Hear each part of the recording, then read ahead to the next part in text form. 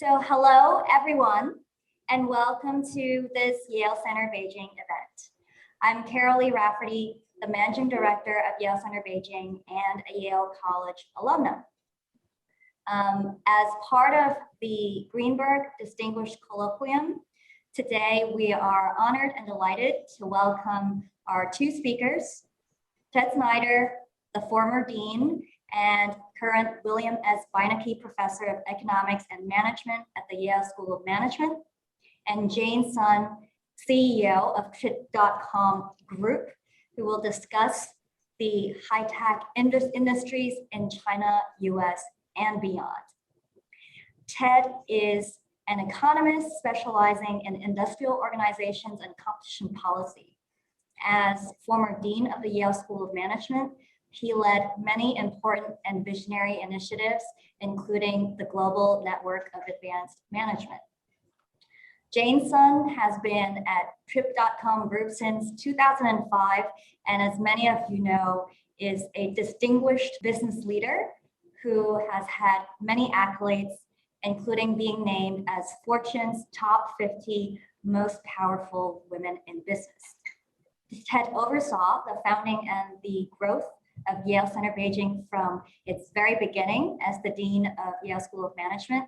And Jane Sun has been a longtime advisory committee member of the center.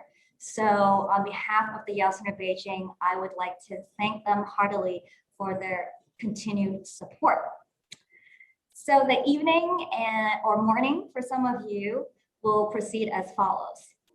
First, Ted will give a presentation that's based on his research and coursework on economics on high-tech industries. After that, Ted and Jane will discuss about how technology will continue to shape our world and our future. And then following that, we will have a Q&A session with the audience, during which I'll ask all of you to submit your questions in the chat box, and we'll select some of them for our distinguished speakers to answer. So without further ado, let's welcome Professor Ted Snyder and Jane. Thank you. Thank you very much, Carol, for the warm introduction. And as my screens get set up for sharing, let me just say it's just wonderful to see how under your leadership and the support of your staff, I think of Joyce and so many others of your team, that Yale Center Beijing has realized the great hope that we had for it. And I'm so grateful to you. It brings back fond memories about the decision-making and the choice of location and the gratitude that we have towards Neil Shen and other donors who have allowed us to do this important work. So thank you. So I'm going to share some slides and go through a presentation, and then as Carol mentioned, we'll get commentary by Jane Sun. And by way of background, and maybe we could get to slide 2 if that's possible, Joyce. As I go through this, let me just foreshadow where I will focus in terms of important topics. One is, where will China lead in terms of high tech? What is this thing called the splinter net? What's that about?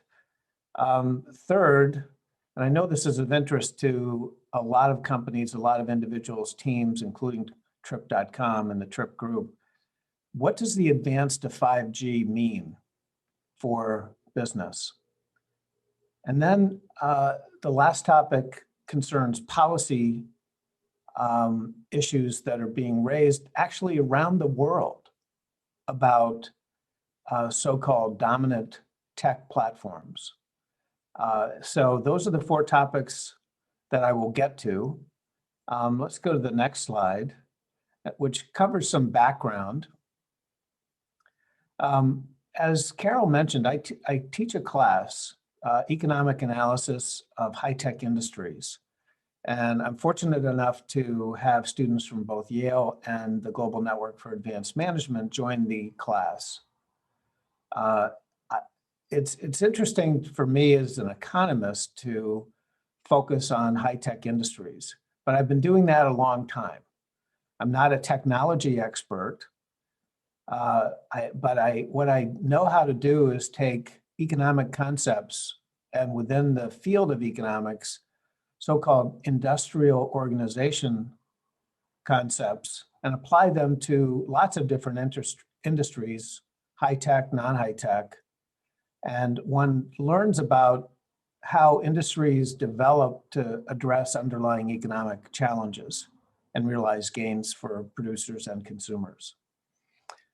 So if we go to the next slide, the course itself, I must say I'm very proud of, is organized around a matrix of four so-called verticals or industries: mobility, streaming, video, which of course is hugely important to all of us now, e-commerce, and payment systems. And just so you know, the way we think about it, the travel industry and companies like Trip are part of e-commerce. And then on the geographic dimension, it's China, EU, and US. So we go to the next slide. What's different about this course is it's really not me providing great insights. It's me organizing. Ted organizes a learning system. I do provide the insights on economics and special topics like vertical integration by platform companies.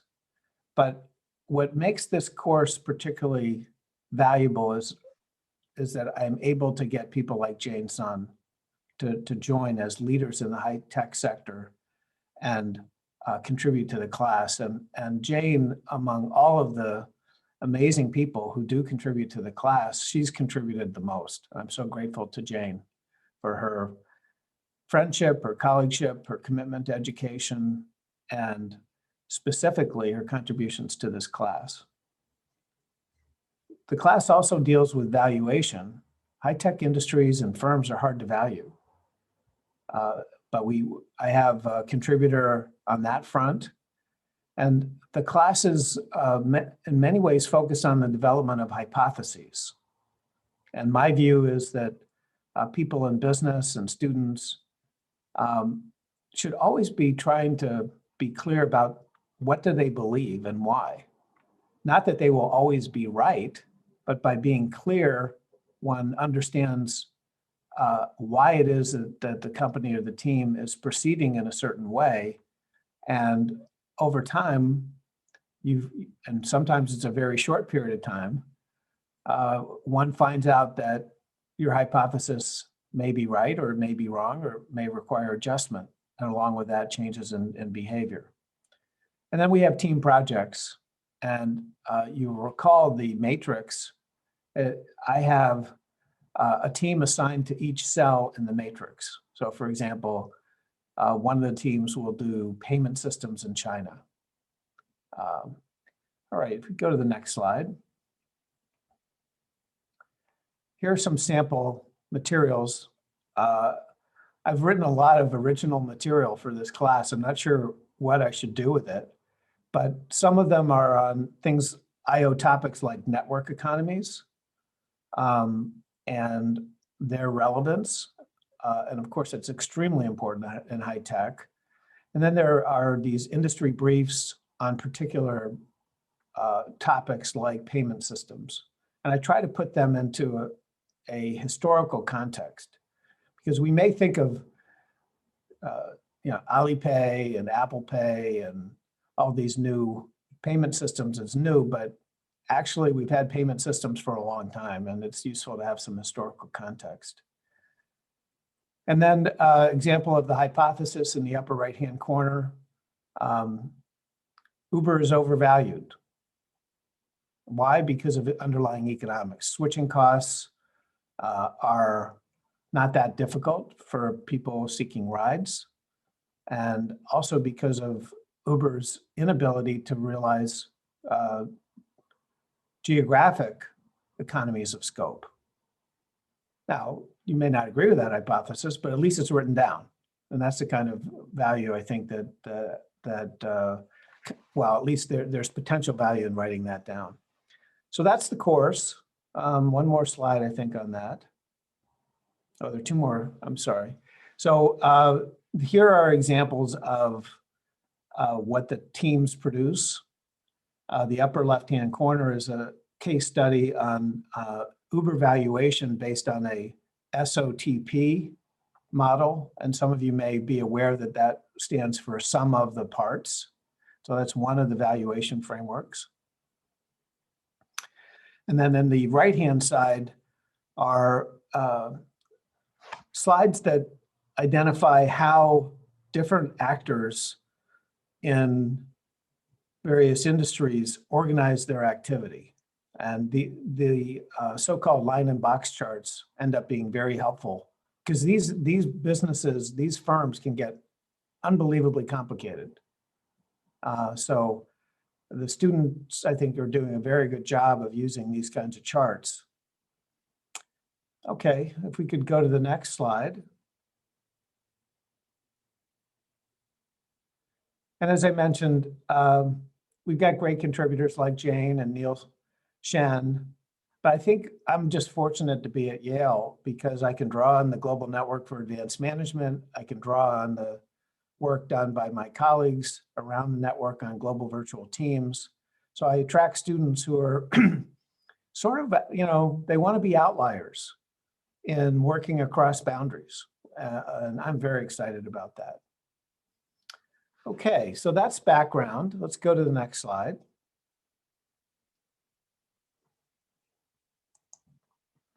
So this is topic number one. Where will China lead in terms of high tech? And Neil Shen, I think, has helped me understand this. The US led in what he referred to as the first phase of digital transformations. And that leadership by the US was driven by basically Silicon Valley being on the cutting edge of technologies. Now we're into a different phase, much more focused on implementation and impact. And China has great advantages now compared to, I think, every other country in the world. They include population density, and with that comes very strong network effects. They have their own, amazing high-tech industry. Instead of following or being a fast follower, I think it's well recognized by many commentary that, for example, The Economist, that China is not following anymore. China is leapfrogging and developing cutting edge technologies and rapid adoption by users. And here's a trivia question. How many US cities have more than 4 million people? The answer is, okay, Carol, can you give your answer? Partly it's going to depend on whether you define city or SMSA, but go ahead. I'm just guessing under 10. There are two, according to my data. There's New York and Los Angeles. Next trivia question, how many cities are there in China with more than 4 million people?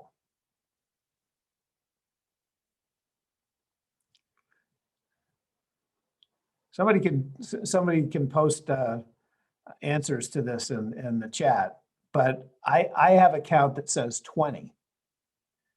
And when it comes to implementation and dealing with the so-called, for example, last kilometer effect of getting goods and services delivered, density is, pardon me, density is really valuable. So that's one of the advantages, inherent advantages that China has at this stage. I mentioned the cutting edge technologies by Chinese companies. And one example is a new GPS technology that is being developed and implemented by Beidou satellite constellation. And it will, and by the way, they have competitors. There's a US firm based in Colorado that's trying to do the same thing, but it uses constellations of satellites to make the location of individuals much more precise. Instead of 5 to 10 meters, it's down to under 1 meter. And think of that in terms of the impact on so-called micromobility solutions, which are very important in many cities in the world. And then I think it's generally agreed that, again, if you read The Economist magazine, China is really emerging as the leader in e-commerce. Some of this may be policy related. China has had a more flexible, one might say, liberal attitude towards how individual firms like Tencent and Alibaba can organize activity. So they have extremely complicated business models, but they're also more comprehensive in nature. So that's topic number one. Let's go to topic number two. Next slide. Splinternet.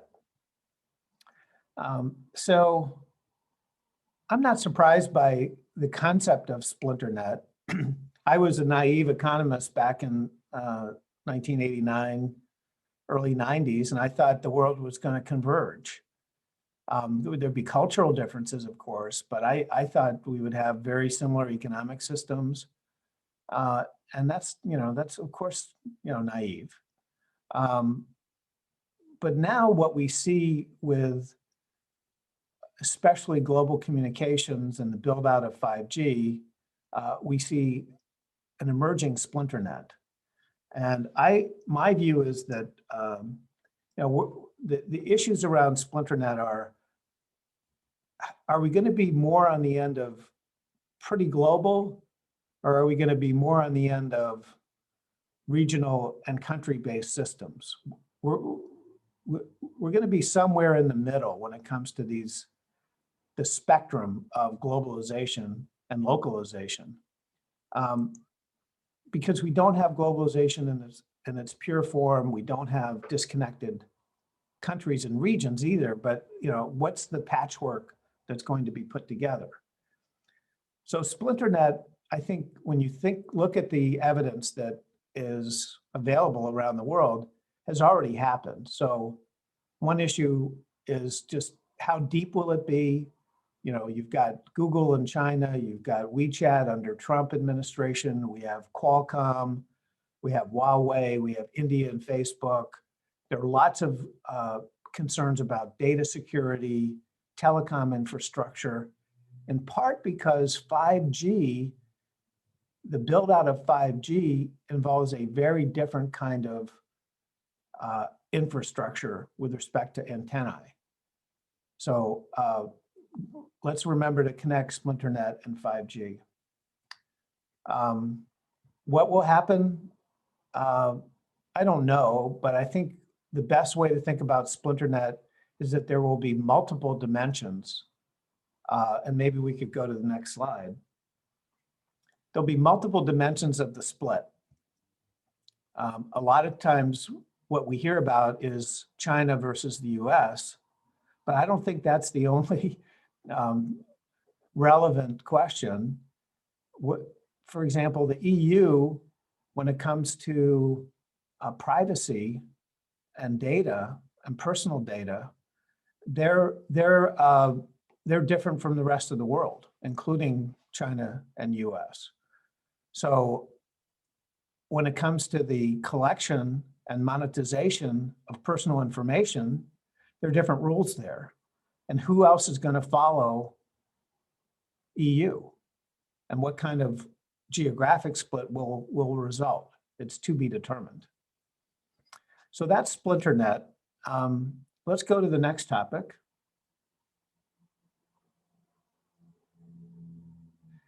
The advance to 5G.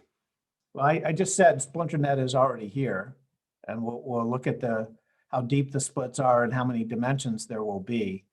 The advance to 5G is a really important topic for high-tech industries. Many of you know this, but we started out with 1G and then 2, 3, 4, 5G. And these were, the Gs refer to generations of telecommunications technologies and infrastructure. Well, you might think of 5G as just another G. It's just the next one. I think that's wrong. It's so much faster than 4G, up to 100 times as fast. But the implementation is far behind what I would call the hype about 5G, at least in the US. I see all these ads about 5G networks from Verizon and AT&T. They don't exist. We're still implementing 4G. So it's just a misleading advertising campaign. And one of the reasons why we're behind with the implementation is that, as I alluded to earlier, the build out of 5G is different. It involves, instead of relatively few cell towers, it involves many, many small antennae being installed everywhere. And that takes time. There are property rights issues. There's who's going to control the networks and the infrastructure, but it's a slow process. But I think the hype will be realized, and it's not just because of the transmission speeds. That's important. You'll be able to download a full-length movie in just a very short period of time, a few seconds. But a lot of the effects of 5G will be indirect through the so-called IoT, Internet of Things. Because when 5G is fully implemented, not only will people be connected to each other, people will be connected to many more machines, and machines will be connected to each other. Hence the Internet of Things. Now, take one industry for an example, ride sharing. Well, will ride sharing benefit from faster speed under 5G? Yes, but that's not a very big deal. It doesn't. So it's a little bit faster to find a ride and so forth. But if you think about the indirect effect through IoT, 5G will probably change ride sharing because it will bring to us autonomous vehicles, and part of the autonomous vehicle build out will be through sharing. There'll be a mix of public-private shared autonomous vehicles, but my guess is, based on people I know and who contribute to the class, is that the current model of ride sharing will go away in part because of 5G and this indirect effect. Carol, I hope I'm doing okay on time. I have one more topic. So let's go to the next slide.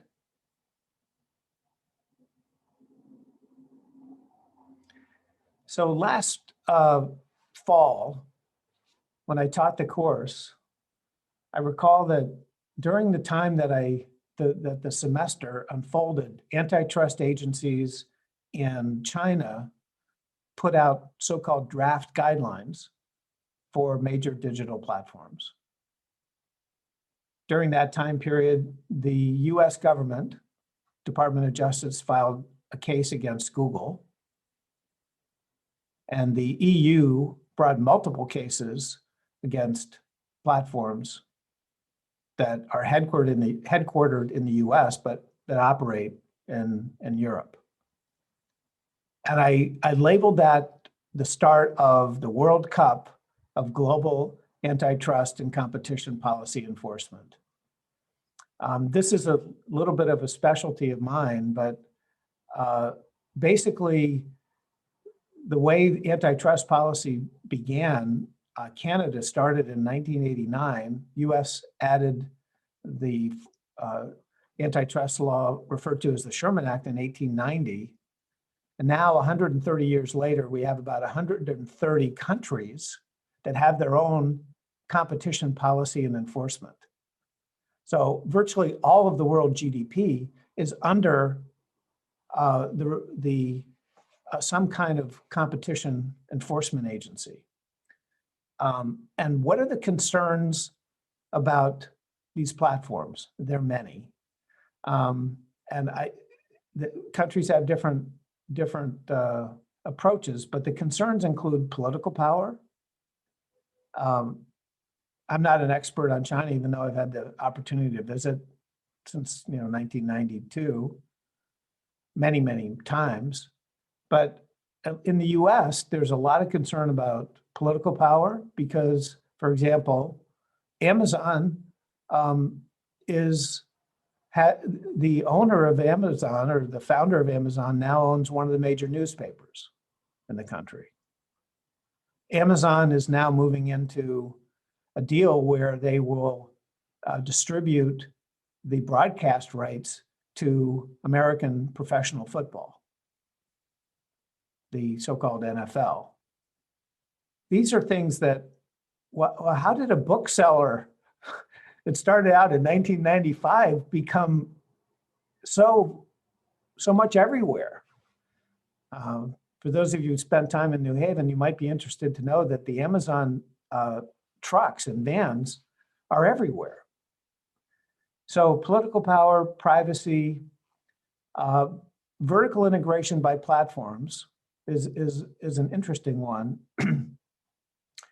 And by the way, I'm not taking sides in these debates right now. I'm just trying to identify what are the concerns. So I happen to have an Apple phone, an iPhone, and when I go to the App Store, I get an ad for Apple Arcade games. Well, now that means that Apple has developed their own video games. So that's an example of vertical integration, broadening the scope.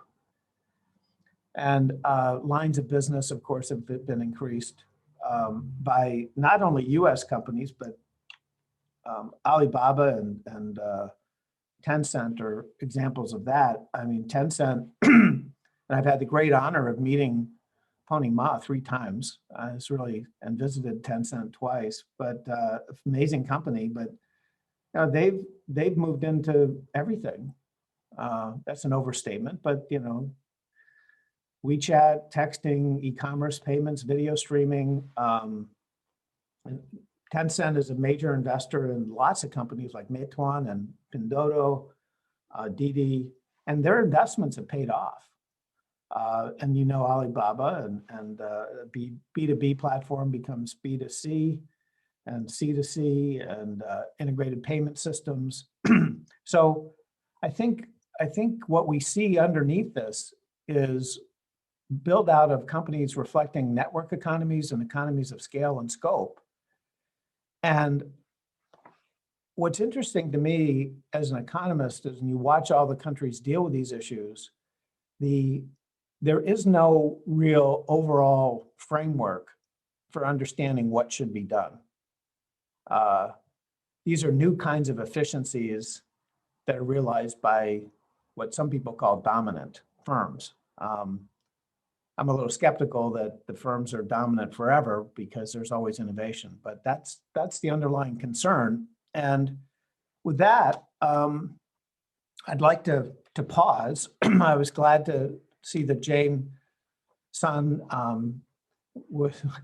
that's an understatement, was willing to offer some comments and questions. But Jane, I think one question I have for you as CEO of Trip Group is, am I right or wrong about 5G and the impact on, for example, the services that a company like Trip can offer consumers? How do you see 5G? Yeah, 5G will play a very important role in our daily life. Right now, Internet of Things really goes deeper in our family usage in every perspectives. Robots, cleaners, everything. So with the penetration of the 5G, we anticipate our service team as well as on the ground our tour guides, everybody will be very much empowered by the 5G. The idea of splinternet, Jane, I think is fascinating. But I think of travel as an area where the underlying rationale is going to counter these splits.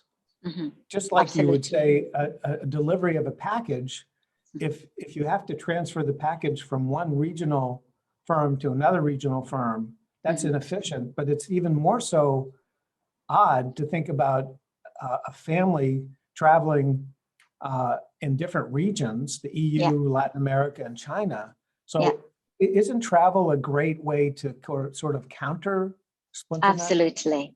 Absolutely. I'm personally very committed. By using travel, we can bring people from different nations, different races, different religions together. No matter where I go, whether it's a poor village in Africa or a refugee camp or in the USA or Australia, people talk very similar topics. We want our kids to have good education, to have our young people have good career paths, and have our families to have peaceful and happy lives. It doesn't vary so much because of the religion, because of their nationality.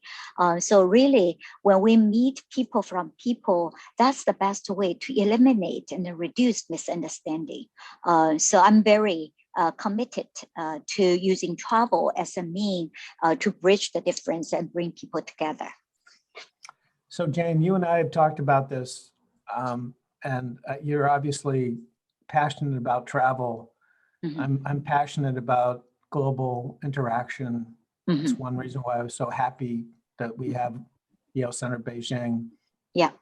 But what advice do you have for people who are worried about travel to a particular country because of oh, well, my app won't work there, and I'm concerned about data security and all these other things?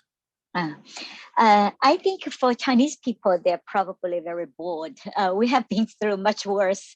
So I don't think the internet will deter us from going anywhere. I remember Japan used to have their own cell phone system. So whenever we went to Japan, I had to bring a very big, different phone to go to Japan. But I'm very glad they're in compliance with the rest of the world. And with Biden administration, I hope everything will calm down much better. And I was very pleased to hear that Yang Jieshi, one of the ministers from China, will meet with the US government officials in Alaska. So I think both sides should really maximize our shared interest. I don't think fighting brings us anything. Obviously, we shouldn't deny we have difference. And in certain area, we will have our traditional competition, which is good for consumer. But in majority issues, we should really focus on our shared interest. I think you make such a good point, Jane, that because you travel doesn't mean that you are not aware of differences. Yeah. I mean, you travel in part because you do want to learn about differences. Exactly. You don't have to agree with everything, but as you said, there's an inherent commonality among humans. Right. And it's just so important for us to continue to get to know each other. Right. And spend time with each other. We don't have to agree on everything to visit a country. Right. Yeah. Right. I was watching President Reagan's first visit of Fudan University, and he put it in a very nice way. He said, we shouldn't ignore or deny our difference, yet we still have so much shared interest we can work on. That's the beauty of two nations.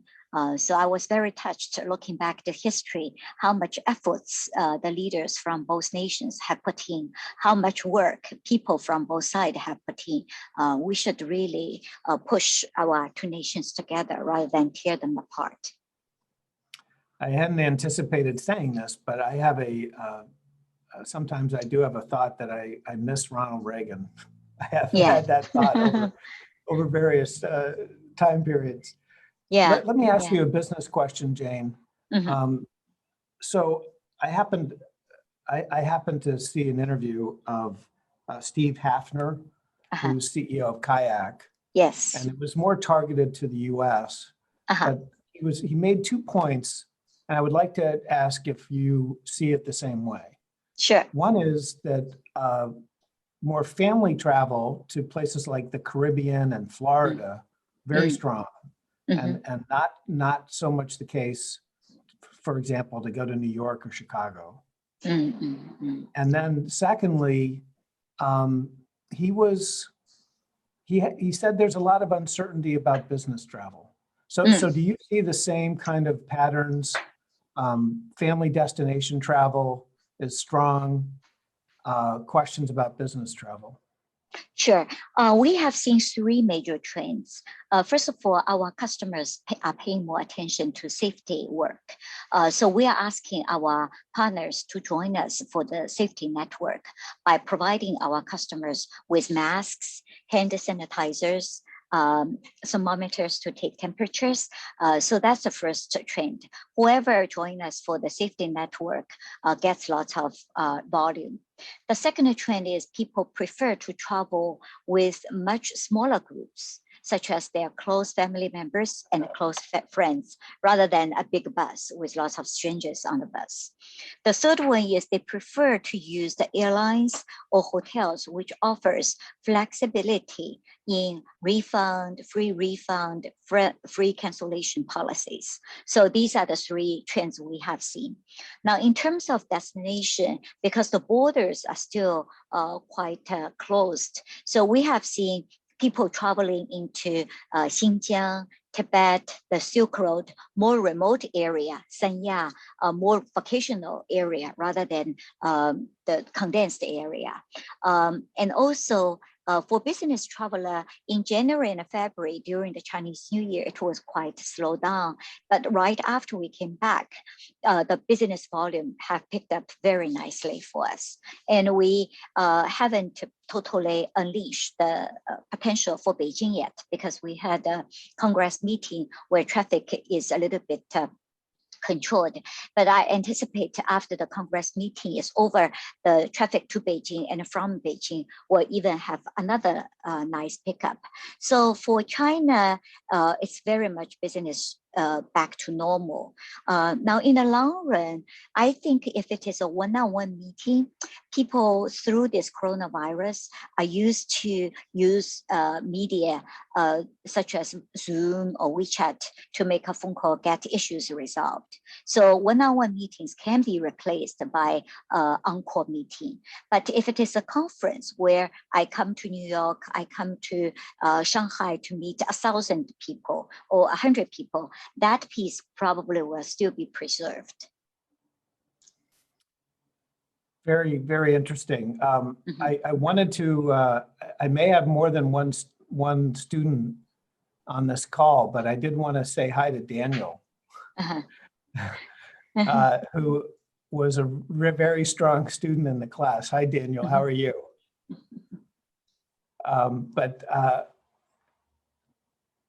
Oh, you're on mute.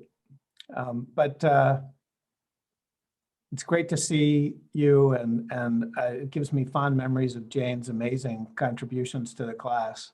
So, Carol, I think we've covered everything that, in terms of the basics. We have time for some dialogue and questions and answers. Great, fantastic. That was really fascinating. Thank you to both of you. We've already had some people submitted questions in the chat box. Please feel free to do so. I'm actually going to start with some questions we've actually even collected before the event while we were promoting this event. So a very broad question for both of you, which is, what do you think will be the picture for the future of US and China high-tech industries? Will they be more collaborative or more competitive? And it's a very general question, so please feel free to expound on this. I can comment on China's side. Yeah, I can comment on China's side. From China's side, we very much like to collaborate with the USA, and because people knows how important it is, because the technology is winner takes all. It cannot be segmented or bifurcated. If you forcefully segment two pieces, it's not going to be very healthy for the scientists or technologists. So China is very pro for globalization. So I think a lot of the rivalry concerns 5G, and it's just, I think it's an important insight to stay focused on that. If we weren't going to 5G with this multiplicity of antennae all over the world, and then the implications in terms of Internet of Things, then the stakes around 5G would be a lot lower. But now when we see all of the entry points where the infrastructure has all these entry points, it raises the stakes for both China and the US and other countries around the world. And that I think is one of the big drivers towards the answer being rivalry. However, there are countervailing forces. Jane mentioned some that I think are very important, but it's also inherent that markets and networks don't like vacuums. They don't like splits. So whatever extent we have of rivalry, there are going to be opportunities for individuals, teams, enterprises to do the work that connects. Mm-hmm. Now, in some ways, I find this from a business perspective exciting, mm-hmm. because if everything was just a wide open highway, anybody could come in. Mm-hmm. But what I think is the advantage of having Yale Center Beijing and Yale and the network of schools that we have and these kinds of dialogues is that people will figure out how to take advantages of opportunities from the rivalries that do exist. Let me give you one specific example. I was on a call 2 days ago with a global consultancy. They had their own private network for the call. These things will develop. We're in a world where ideas travel, maybe not information and junk information so much, but big ideas will travel. So I think that is a driver towards more collaboration and realizing gains from trade. Yeah, totally agree. I saw a recent question on the role of women in entrepreneurship in China. So as part of that question, according to the Women's Travel White Paper that Trip.com group released, more and more women are willing to spend money on travel experiences, and more than 40% of them choose to stay in 4-star hotels or above. So what do you think are the new opportunities for domestic hotels, from budget hotels to B&Bs? And secondly, what do you think are the new opportunities for Chinese women in this current era? Yeah, I was very glad to see the white paper. About 40% of the kids who were born in the 90s choose to stay at 4-star and above hotels, which means they really pay lots of attention to the quality of life. And about more than 15% of our travelers are Generation Z, kids who were born after 2000. And the majority of the females who were born in 80s, will buy attraction tickets. So they pay more attention to the attractions. So depending on the age where they are born, people's center of the attention is quite different. So for hotel business, these are tremendous data they can capitalize on, rather than just building a budget hotel. Right now, they like a small boutique hotel more and more. And our site promotes these beautiful small and boutique KOL type of hotels. So for the hotel industry, definitely it's a great opportunity.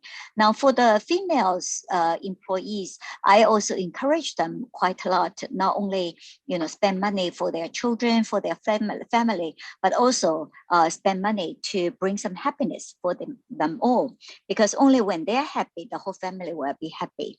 And also through this survey, I have seen many females in the remote area are able to work by providing meals or hostel to our travelers. They are able to make money and support themselves and their children, support their kids' education, which is all tremendous. I was very excited to see the results. Wow, that sounds really wonderful. So Jane, maybe I would just add in a comment to what Jane said. And Jane is a stellar leader when it comes to thinking about how to recruit and retain and develop women. I've seen it firsthand, and it's amazing. So, but I think we should be optimistic about technology being, this is an old idea. It's not new, but we're all like concerned now about tech. But tech is definitely an enabler of people around the world, entrepreneurs and women. I'll tell one story that I recall when I was visiting India, and I met with a group of women entrepreneurs, and we had a conversation. It was being translated and everything was okay, and it was fascinating. And then I asked about their access to banking services. And everybody started talking in very excited ways. And they were so mad because the traditional brick and mortar banks had lines for men and for women. And the lines for women didn't move. And then when it came time for closing, even if you were in line, they just told you to go away. Now, the technologies that we're developing now can't discriminate between men and women. Exactly. It's very, very inspiring. Empowering, very inspiring. And also, I think in ancient time, men, go out hunt. So the physical strength really is very important. But technology really brings the difference, the gap closer, so that the intelligence really will make a difference in the workplace. And when I look at the university students, a lot of female students are getting very good grades. So we are starting at the same footing after graduate from college. So I'm very inspired by all these trends. Wonderful. That was really interesting. Ted, as a competition policy scholar, we have a question about whether you think efforts to fight monopolies really work, or do they stifle innovation? How do you think these policies will develop, at least in the countries that you're more familiar with? Yeah, what a good question. I'll try not to give you a 40-minute lecture, because it would be, but I could. But it's I'm a so-called University of Chicago economist.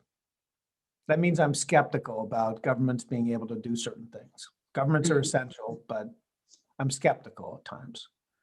And the government brought a case against Microsoft a long time ago. It had some impact and maybe some positive impact, but was it net beneficial? I'm not sure. And part of the reason is that in general, we always have competition. Now, I don't know if everybody remembers, probably not, I vaguely remember. I think there was an app called MySpace, which was a social media space. It's gone. AOL, everybody was worried about AOL and email. It's gone. It's gone. So competition, these platforms look very formidable now, but the idea that they can't be replaced in whole or in part, I think is wrong. Look at TikTok.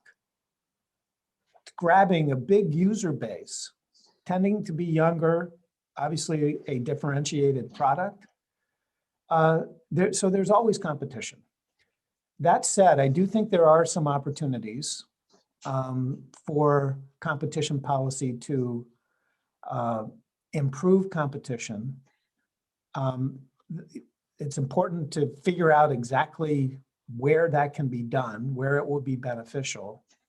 But let me try to be a little bit specific. And it has to do with vertical integration. And if you look at, and I'll stick to an example I know, which is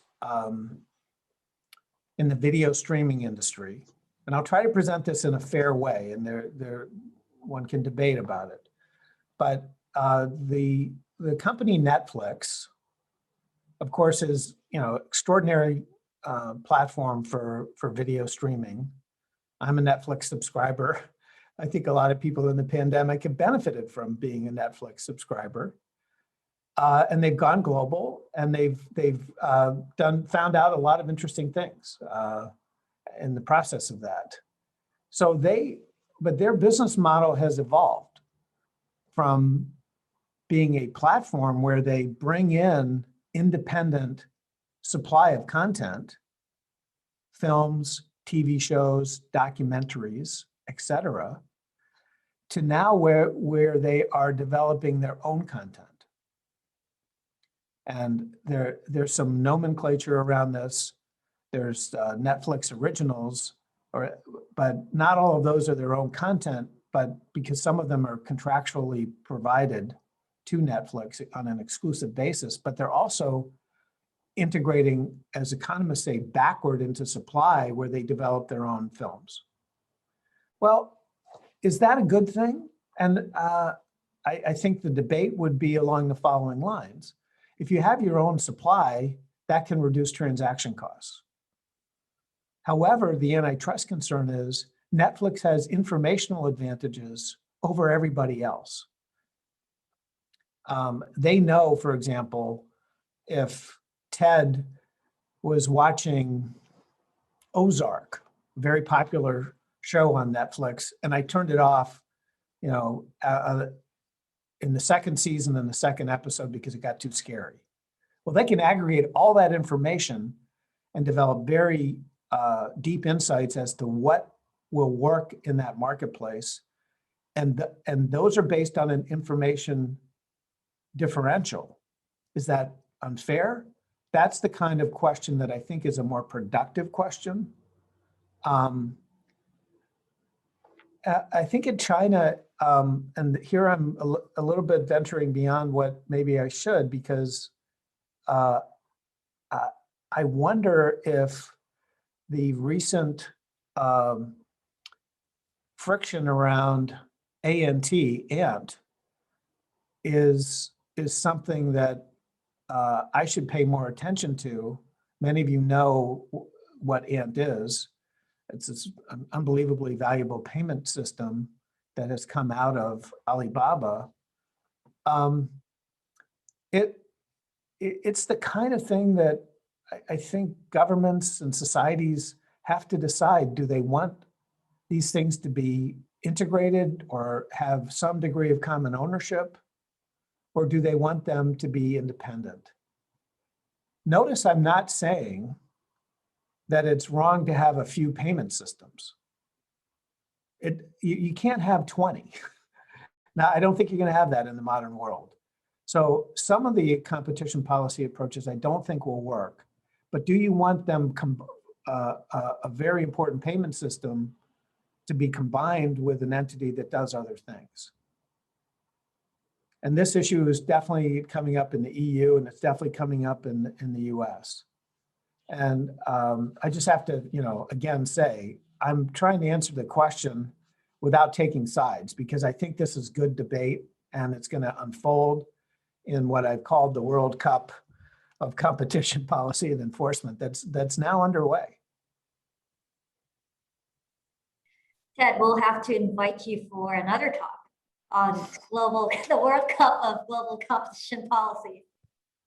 We can invite a lot of Yale experts and experts around the world. There are many people who are very familiar with these issues. And for example, we want another contributor to the class is Eliana Garces from Facebook. So maybe we could get a group of interesting people, not just me. Yeah, that would be wonderful. That will be more than 40 minutes, Ted. That will be 4 hours, I think. Thank you. Now we have some questions on the application of 5G and, for example, IoT for both of you. So I'll post this to Jane first. What are the disruptive changes or technological advances that 5G or IoT will bring to your business at Trip.com group and to tourism? I think the speed and accessibility will be much improved in terms of customer service. Our product offering will be very much on time. So handheld devices can gear our customers on site so they can see exactly what they will be entering into. For example, the museum, which is burned, the ruins, we can recover what was the original picture before, such as Yuanming and Summer Palace. So we can even show them through the IoTs. When they are standing there, they can see the whole picture. That will be a wonderful effect, enhancing their travel experience. So I'm very excited about the new technology. Very cool. And for Ted, do you think Chinese IoT companies like Xiaomi's product lines could succeed in the US in the future, despite, Splinternet and other forces? Well, I think there's a demand. Yeah, I think there's a demand for the services and products offered by Chinese companies in the US. And some of it is technology based. As Jane mentioned, we have with 5G, the ability to do augmented reality and virtual reality, and US consumers want that. And I think the potential to get those kinds of goods and services with new technological enhancements from China for many US consumers will be valuable. I have to admit, though, that or acknowledge that for many consumers, because of the political environment in the US now, there's concern about dealing with Chinese companies.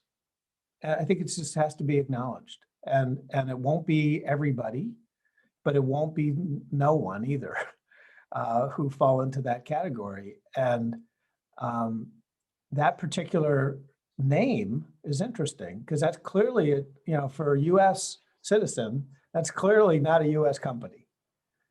And I'll just go back to the brilliance of Jane. I mean, Jane has really thought very systematically about the stages of developing what used to be C-Trip and taking advantage of the density with the Chinese population, Chinese nationals around the world, and then really becoming global, where people who are not in either of those two categories see Trip as a global provider of services. And note the name change from C-Trip to Trip. So I think there's some work to be done for Chinese companies that or companies that originated in China to make themselves more appealing.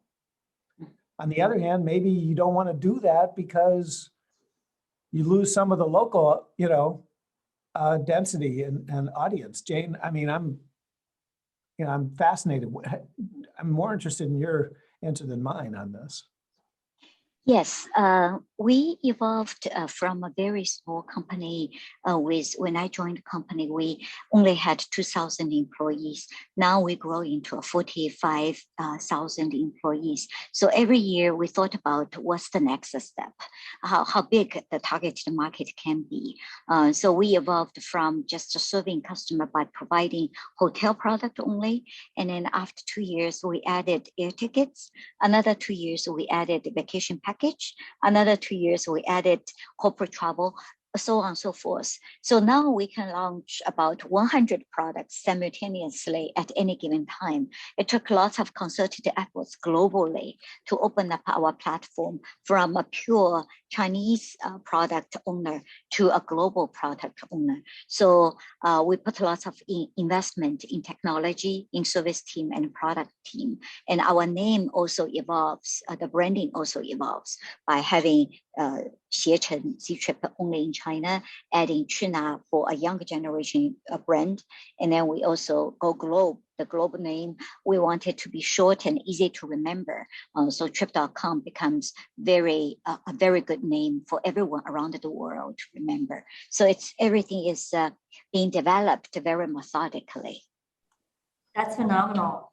And a question to all of you, since we're still in a pandemic, how has the pandemic, to Jane, changed your industry? And to Ted, how has the pandemic changed perhaps how you're going to teach this course, or the environment, the universe of companies and industries that you look at? Yeah, travel is the worst impacted industry by the coronavirus. I remember Q1 last year, it was very difficult because China was the first country which got hit by the coronavirus. We executive teams got on the call. Within 5 minutes, we made a decision that we should put our customers' interest first by giving back 100% of the amount of the money to the customer. Although at that time, we do not know if the airlines will refund us, if the hotels will refund us. So we worked very hard. At any given time, the refund total can be 5 billion a day to the customers, but it's the right decision. I told our team, the people come to Trip because we provide peace in mind when this kind of disaster happens. We have to do everything we can to make sure our customers are protected. So that's the first step we took. The second step we took was that we need to very quickly shrink the cost so that our mothership is stabilized. Otherwise, our employees will be out of jobs. So James and I told our HR team we will get zero pay for the whole year. And immediately our VP responded by volunteer to our board, and they take 50% cut for their salary. And our employee volunteered to work 4 days and stay at home 1 day. So very quickly in Q2, we shrinked our loss from 1.2 billion to 200 million. And the third quarter, fortunately, our government did a very good job controlling the virus. So third quarter, when national holiday came, we made 1.6 billion in profit. And fourth quarter, we are also profitable. So even during such a difficult year, for the whole year, we are profitable, which I'm very proud of our team. It shows our discipline, speed, for the response to the disasters, and also customer-centric philosophy. Now going into this year, January, February, because of the little outbreak, a little bit in every provinces, we had a policy not to move too much. But right after spring comes in March, I have seen tremendous growth in hotel and air tickets. So I'm very positive if the control is ineffective this year, the domestic travel will recover very well. Now, in terms of cross-border travel, I think we need to take three steps. And Ted is so influential in the USA. Hopefully we can get his help as well. The first step, I think, is for medical experts and scientists to form some kind of consensus whether a person who takes the vaccine needs to be quarantined again when he or she return to their home country. So if the scientists form a consensus, then different government will form their policy accordingly, whether they open the borders, whether they need to quarantine people who return to their countries. And the third step will be for company like Trip.com to post and aggregate the information from more than 200 countries online to support our consumers. So they have peace in mind when they get out of their country or when they return to their home country. So these are the steps I foresee for us to get the industry back on track. Well, Jane, I'm excited and not surprised to hear your approach, and it's so thoughtful and so respectful, and I think it's just great. I'm very optimistic about your leadership role as the travel industry rebounds. It turns out my daughter works for Marriott, and they're thinking through many of the same issues, and it's fascinating to hear your comments. Let me turn to education. It's such an important topic for me, and I've been a business school dean for a long time, and now I'm a professor. And I know it's the value of education in China is extraordinarily high.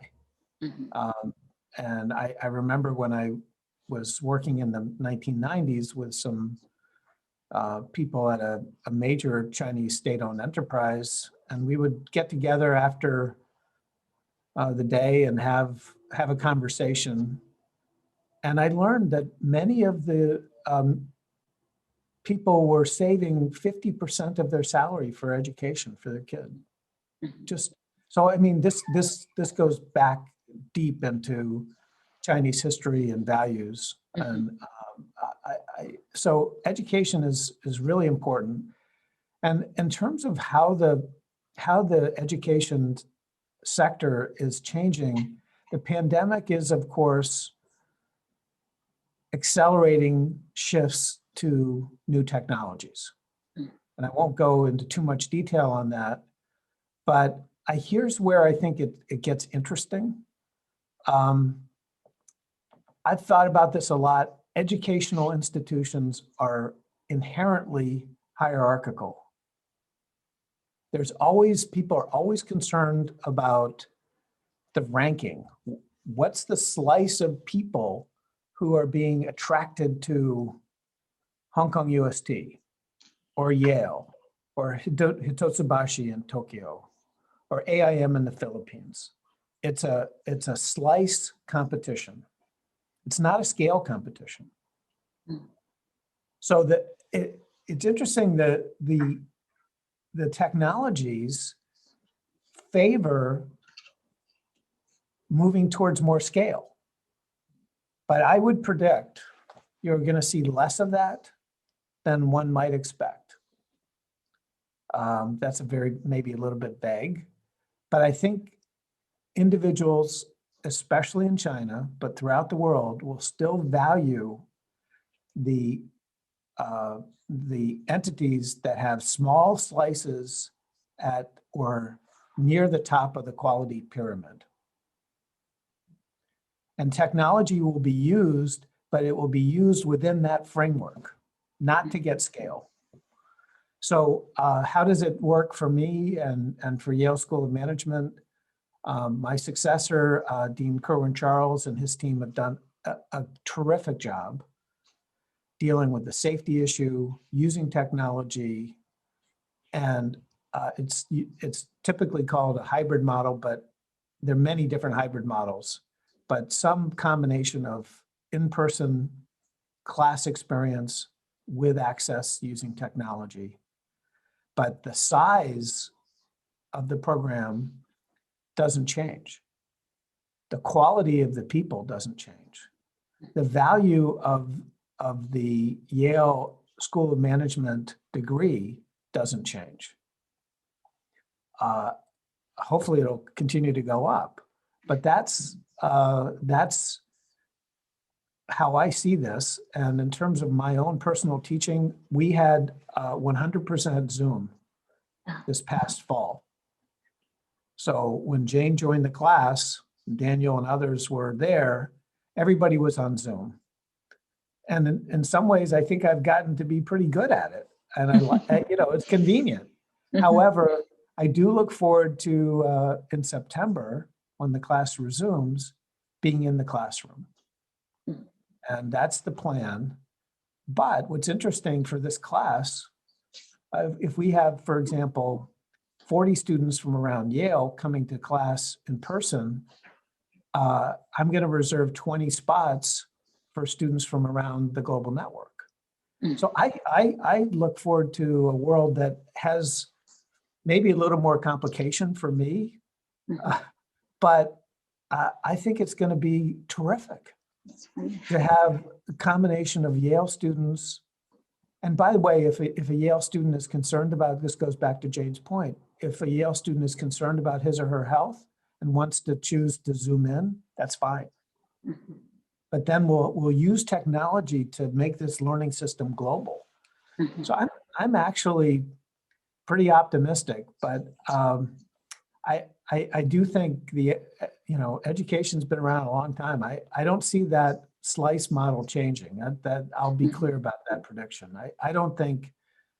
I think when it comes to degree programs, it's just like a high-end brand. You don't want all of those. You don't want to walk down the street and have paid $1,400 for a handbag and see 10 of them. It's got to be exclusive. And what a great note to draw this to an end with optimism about the future and going forward. This is precisely the kind of dialogues and conversations that the center has been built for. And I'm just delighted to be able to, despite our distances and time zones, connect with Jane and Ted for such a wonderful conversation, and with both of them being leaders in different spheres, giving us such a rich perspective. So as we draw to a close, what we do at the end of all of these online events is that we ask all of the participants, if you can, to turn on your cameras. So we can do a very nice group photo for our memories and the memories of our distinguished speakers. So I'm going to count down to 5, and then we'll start snapping. 5, 4, 3, 2, 1. And we'll do lots of snaps.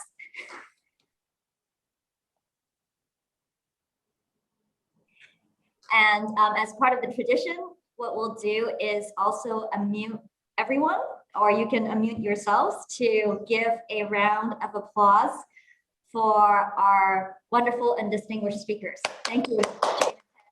Thank you very much.